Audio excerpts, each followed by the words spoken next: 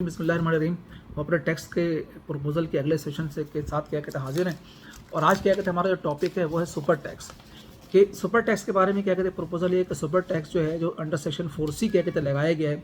Basically ये tax जो super tax था ओरिजिनली क्या कहते हैं इंट्रोड्यूस हुआ था अंडर सेक्शन 4B में, और जो स्पेसिफिक पर्पस के लिए था और ओनली फॉर 1 ईयर था।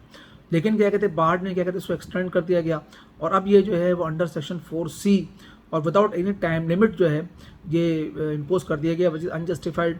इस टैक्स में इजाफे की वजह से क्या कहते हैं बिज़नेस को क्या कहते हैं फ्लरिश करने में मुश्किल होती है, इसलिए कि बिज़नेस को पता होता है कि जी वो मेहनत क्यों करेगा। वो उसको पता है कि जी अगर वो मेहनत बहुत ज़्यादा करता है तो उसको ना तो उसका डिविडेंड मिलना है, ना क्या कहते हैं जी सबको सलाह मिलना है, जबकि गवर्नमेंट को ऑलरेडी एक स्लैब रेट के हिसाब से क्या कहते हैं वो टैक्स मिल रहा है।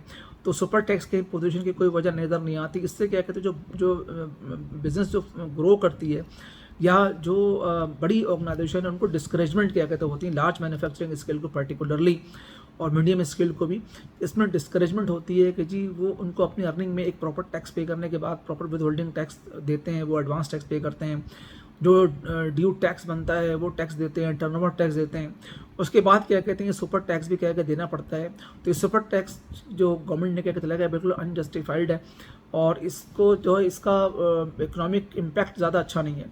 अगर गवर्नमेंट क्या कहते हैं ये सुपर टैक्स क्या कहते हैं ख़त्म कर दे, या अगर पॉसिबल नहीं है ख़त्म करना तो इसको क्या कहते हैं सब्सटेंशियली क्या कहते हैं रिड्यूस कर दे, तो इससे इकोनॉमिक एक्टिविटी को जनरेट करने में, इकोनॉमिक एक्टिविटी को बढ़ाने में क्या कहते हैं मदद मिलेगी और क्या कहते हैं बिजनेस क्या कहते हैं फ्लरिश करेगा। तो बिजनेस एंड इंडस्ट्री की डिमांड है जो super tax under section 4C है of the income tax ordinance, इसको क्या कहते हैं एबोलिश किया जाए। Thank you very much.